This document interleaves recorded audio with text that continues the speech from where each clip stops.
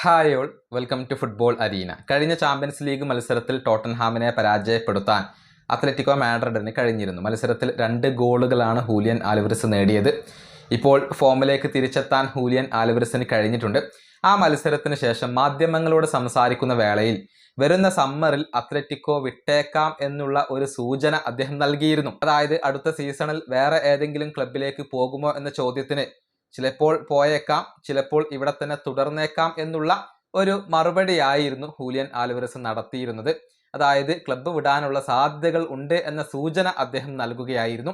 ഇതോടുകൂടി പല ക്ലബ്ബുകളും അദ്ദേഹത്തിലുള്ള താല്പര്യം ഇപ്പോൾ ശക്തമാക്കിയിട്ടുണ്ട്. അതായത് FC ബാഴ്സലോണക്ക് താല്പര്യമുള്ള താരമാണ് ഹൂലിയൻ ആൽവരസ്. ലെവൻഡോസ്കിയുടെ പകരമായി കൊണ്ട് ഹൂലിയനെ കൊണ്ടുവരാനാണ് FC ബാഴ്സലോണ ഇപ്പോൾ ഏറ്റവും കൂടുതൽ ഉദ്ദേശിക്കുന്നത്. അതിനു പുറമെ PSG ഇപ്പോൾ ശക്തമായി കൊണ്ട് രംഗത്ത് വന്നു എന്നാണ് ഫ്രഞ്ച് മാധ്യമങ്ങൾ റിപ്പോർട്ട് ചെയ്തിട്ടുള്ളത്. ലൂയിസ് എൻറിക്കയ്ക്ക് ഈ താരത്തെ വളരെയധികം ഇഷ്ടമാണ്. അതുകൊണ്ട് തന്നെ വരുന്ന സമ്മറിൽ PSG ഹൂലിയൻ ആൽവരസിന് വേണ്ടി വലിയ ശ്രമങ്ങൾ നടത്തിയേക്കും. കൂടാതെ ആഴ്സണൽ, ചെൽസി എന്നിവരാണ് ഈ താരത്തിന് വേണ്ടി രംഗത്തുള്ള മറ്റു 2 ക്ലബ്ബുകൾ. ചെൽസിയുടെ കാര്യം നമുക്കെല്ലാവർക്കും അറിയാം. മുന്നേറ്റ നിര ഇനിയും ശക്തിപ്പെടുത്താനുള്ള ഒരുക്കത്തിലാണ് ചെൽസി ഉള്ളത്.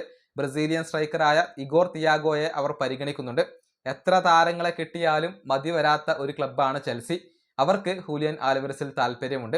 കൂടാതെ ആഴ്സണൽ കൂടി ലക്ഷ്യം വെച്ചിട്ടുള്ള ഒരു താരമാണ് ഹൂലിയൻ ആൽവരസ്. ഇങ്ങനെ നിലവിൽ 4 ക്ലബ്ബുകളാണ് പ്രധാനമായും ഇദ്ദേഹത്തെ ലക്ഷ്യം വെക്കുന്നത്.